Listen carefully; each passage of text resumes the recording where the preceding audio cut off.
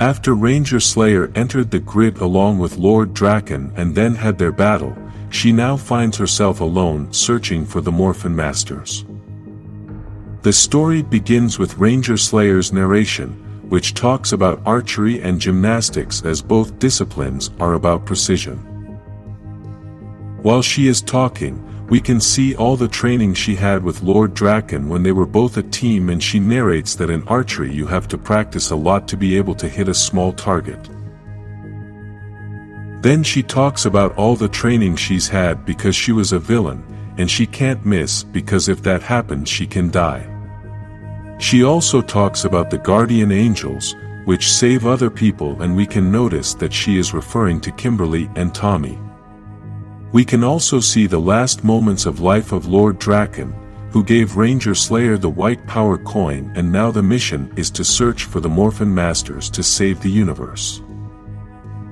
Now we begin to see the inside of the grid, and I want you to be very attentive to the colors because that is going to be an important part. In this area, the main colors are red, yellow, and orange. Ranger Slayer is quite lost as she doesn't even know where to start looking for the Morphin Masters and starts asking the power coin for help as she thinks she can't do this alone. At that moment, she begins to hear a robotic voice, which asks her a slightly confusing question. This voice was from Robot 11, which was trapped in a red tree, and he seemed to be part of the tree. This robot is not the same one we know. It is just the same style of robot, and it was created by the Morphin Masters. Ranger Slayer takes the opportunity to ask him about the location of the Morphin Masters, but the robot tells her that they went into the light when the darkness came to this place, and she must be careful because the forest has its eyes on her. At that moment, there is a terrible silence in the forest, and suddenly several giant animals appear that are created with the energy. Almost all of these animals are red, yellow, and orange in color, plus they are all corrupted by the dark energy, and that is why they want to attack the Ranger. All the animals begin their attack, and Ranger Slayer says that having to attack those possessed by dark energy is very difficult since she must contain their blows.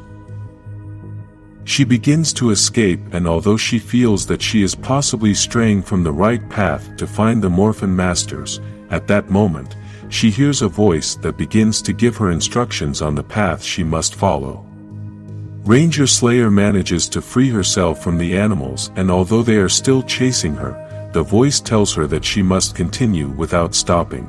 Then it tells her that she must jump until she reaches the boat, and although the Ranger feels that the boat is far away, she jumps with great strength. The voice belonged to the pink emissary, who starts to introduce herself, but Ranger Slayer stops her because he already knows who she is.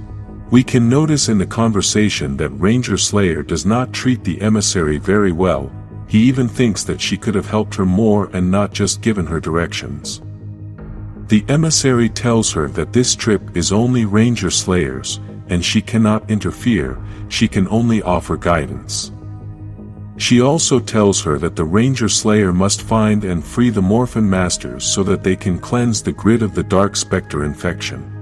We can begin to see that the colors of this area are pink, blue, and purple, which are mixed between the clouds and water. Ranger Slayer asks the emissary to lead the way, but the emissary does not know where the Morphin Masters are. She then explains that the grid is large, that it is constantly changing, and this is a place where thought and energy come together. If the grid goes down, then all life will go down too. Basically, if Ranger Slayer fails in this mission, then the entire universe will cease to exist. Ranger Slayer wants to know what is behind those clouds, but the emissary only asks him to have faith as they are on the right path for now. Now they arrive at a very strange place, where there are floating pyramids with water cascades falling into the void. A long time ago, the Morphin Masters lived like many other civilizations, but after solving social and environmental problems, they wanted to discover the secrets of the universe. This is how they discovered the Morphin Grid, and although Ranger Slayer thinks they found the grid by accident, the emissary thinks it was fate. Then the waterway ends. Ranger Slayer is afraid of falling into the void, but the emissary tells her that she must free her mind, and then the ship begins to float in the air. The Morphin Masters had brought their entire civilization to this place because they were escaping from Dark Specter and took the opportunity to study the grid. Now there is no one in this place because they are all far away fleeing from all the infection, but in this pyramid, there are sources of knowledge that can provide answers. This place is a place of communion and a way to communicate with others through the grid. Ranger Slayer thinks the emissary brought her to a church, but then she hears a voice telling her that this is not a place of worship. That voice came from Billy, which we could see through an image that appeared in the water that was falling in that place, and he began to say that sometimes you can talk to the dead. This is the Billy from the Ranger Slayer universe, who had died in the war against Lord Draken and was now able to connect to the grid somehow. He then says that this image is just an echo of Billy because even though he is dead, he can be here and everywhere because of the connection to the grid. The emissary begins to ask Billy about the location of the Morphin Masters, and he tells her that the entire population was told that they must retreat into the grid, but now only the 6 wisest elders of the Morphin Masters remain. He also tells her that even though the 6 elders are refugees, without the white light it is only a matter of time before they are overwhelmed by the infection. The very excited emissary says that the Ranger Slayer has the white light power coin, and we can notice that Billy now has a very different face. Somehow, Billy is able to reach out and asks Kimberly to give him the power coin so he can take it to the Morphin Masters. Kimberly refuses, and she says that Lord Draken gave his life to save this coin, so she wants to personally deliver it to the Morphin Masters. The emissary tries to convince Kimberly to give the coin to Billy, but Kimberly won't budge, and Billy tells her that the grid is maintained by faith and trust, so she must trust him.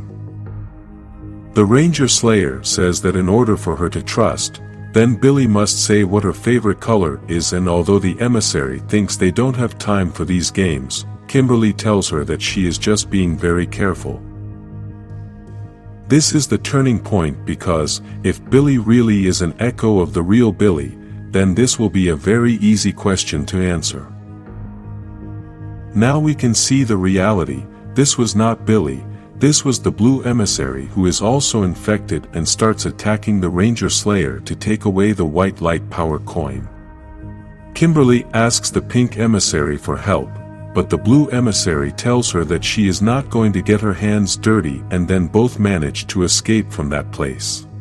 The blue emissary also manages to escape by destroying a wall and keeps trying to corner the Ranger Slayer, but she keeps defending herself. The blue emissary tries to get Kimberly out of concentration, but she remains focused on her attack because, as she said in the beginning of this story, she can never fail. The blue emissary thinks she missed with her arrows, but Kimberly had aimed for the walls to collapse everything and the whole structure to fall on top of the blue emissary. Ranger Slayer and the pink emissary continue on their way on the floating boat. Kimberly tells the emissary that she is sorry for killing the blue emissary, then the pink emissary says that she is sorry that the blue emissary tried to kill Kimberly.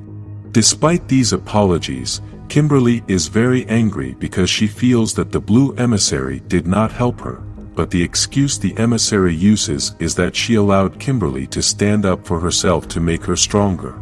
This makes Kimberly very angry, and she tells her that she won't be able to learn anything if she loses her life. After this, Kimberly starts talking about everything she wanted to do in her life in a very sad way because she feels like she has lost everything. She also feels that the other Kimberlys in other universes have lost nothing. However, she has nothing left to lose, and yet she is still losing everything. The emissary tells her that she has been very strong and has been able to endure what no one would have endured. This is why she is here, and then the emissary starts to say that the Morphin Masters were right, but those words make Kimberly very angry. The Ranger Slayer tells the emissary that the Morphin Masters have nothing to do with her life. She also tells her that her faith in the Morphin Masters is what almost caused the destruction of everything. Now they have both arrived at the entrance to the heart of the grid, a large blue stone with a crater in the center, and the pink emissary continues with her words of faith towards the Morphin Masters. She says that both have been blessed, protected, and guided by the light, but Kimberly does not feel blessed. At that moment, some hands can be seen coming out of the ground, and apparently, this is going to complicate the situation. The two beings that came out of the ground were the green emissary and the black emissary, both of which were infected by Dark Specter's dark energy.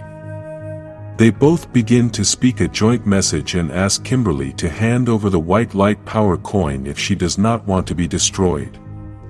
The pink emissary is stunned as she realizes that she is apparently the only emissary who has not been infected, and Ranger Slayer tells the emissaries that she will not hand over the coin. The battle begins, and both emissaries are empowered to use all the ranger weapons of their color. They both begin to say that they were slaves of the Morphin Masters, and Dark Specter was the one who freed them. Obviously, Dark Specter's power is doing the talking, as this infection takes away the control of each person's body, and dark energy is what controls it. Ranger Slayer tries to explain to both of them that they are really Dark Specter's slaves, and she is not willing to become another slave. In this scene we can also realize that again Ranger Slayer is fighting alone, and the pink emissary is not helping her. Despite the effort Kimberly is making, the two emissaries are very strong, and the black emissary manages to cut her bow in half. Then the green emissary manages to shoot an energy beam, and now the Ranger Slayer is on the ground. Suddenly, the pink emissary stabs the black emissary in the back with half of her bow, and she joins the fight. The green emissary continues the fight and tells the pink emissary that the war is ending, so it's time for her to join the right side. After this he manages to stab the green emissary with his sword in an attempt to infect her. At that moment, Ranger Slayer tries to save the pink emissary and attacks the green emissary. Something important that the black and green emissaries say is that the saviors they are looking for are not going to help them. Despite this, they both tell them that they are going to get to the Morphin Masters, even if they have to destroy all the emissaries. Now the black and green emissaries decide to leave, but before that, they say that their lives are a lie. Although Ranger Slayer and the pink emissary seem to be prepared for battle, the reality is that they wanted the other emissaries to leave because they were too weak. The attack that the pink emissary received was very strong, and she wanted Kimberly to continue on her way to bring the white light power coin to the Morphin Masters, but Kimberly does not want to abandon her despite the risk involved, as the emissary is possibly infected. Kimberly's hope is that the Morphin Masters will save the pink emissary's life, and they both begin to enter the place where they are hiding. Voices begin to be heard. They were the Morphin Masters, who tell them that they were waiting for them. The Morphin Masters quickly realize that the pink emissary is hurt, but Kimberly tells them that now everyone is going to be okay because she brought them the white light power coin. The Morphin Masters are surprised by this discovery, but then something very strange happens, and one of the Morphin Masters says that this coin is important because of the soft creamy center. Apparently, they think it is a chocolate coin, and he tries to bite into it, but almost breaks a tooth as it is obviously a real coin. After this, the Morphin Masters invite Kimberly and the pink emissary, who they call Aaliyah, to join them at the table. They all sit down at the table, and one of the Morphin Masters begins to serve the food, but there is something strange about this. In the bowl there was no food, Everything was empty and the other Morphin Masters were enjoying everything as if there was actually food on their plates. Ranger Slayer and the emissary saw nothing, but the Morphin Masters began to say that life leads to death and death leads to rebirth. We don't know if the emissaries have gone crazy after being locked up for so long or if they really have so much wisdom that no one can understand them. Now the pink emissary begins to transform due to the infection and Kimberly quickly demands the Morphin Masters to save her. She threatens the Morphin Masters because despite seeing that the emissary was hurt, they were still enjoying an imaginary meal, and now we can see that the Morphin Masters actually went crazy because one of them just realized that Kimberly was there. Finally, the pink emissary completely transforms and says that she has lost faith, that the Morphin Masters have lost themselves in the grid. The pink emissary wants to destroy the Morphin Masters, but Kimberly won't let her, and the emissary thinks she can't stop her because she is a powerful emissary. Despite this, Kimberly tries to talk to Aaliyah to try to free herself from the infection, but the pink emissary starts saying the same words that the other infected emissaries were saying. We can see that the pink emissary is very powerful and starts to use all the weapons of all the pink rangers in the story. In the meantime, she starts to give a speech about freedom, the future, and the purpose of life. Then we can only read Kimberly's thoughts, who begins to say that the pink emissary was right about something, and that is that she had said that all the suffering was what brought the Ranger Slayer here. She also remembers that the pink emissary had told her that she allowed her to fail so that she would become stronger, so that when this very moment came, Kimberly could defeat her. Then Kimberly starts saying the same words she said in the beginning of the story, that you practice a lot of times so you can hit the target, but sometimes that's not what you want to do. Then we get to see Ranger Slayer shoot an arrow into the pink emissary and at the same time ask for forgiveness. Kimberly says that sometimes meeting your guardian angel doesn't always end with a happy ending, and then follows up by apologizing to the pink emissary. The emissary begins to speak to Kimberly, and this time it is not the dark energy speaking, but Aaliyah herself. She thanks Kimberly and tells her that she can still fix all this. After the emissary dies, the Morphin Masters are so mad that they think she's just sleeping. They even invite Kimberly to stay with them so that she will be safe there forever. Finally, Kimberly in her thoughts says that sometimes a lifetime of training means that your story is just beginning, because the Morphin Masters are not the ones who will save us, we must save ourselves.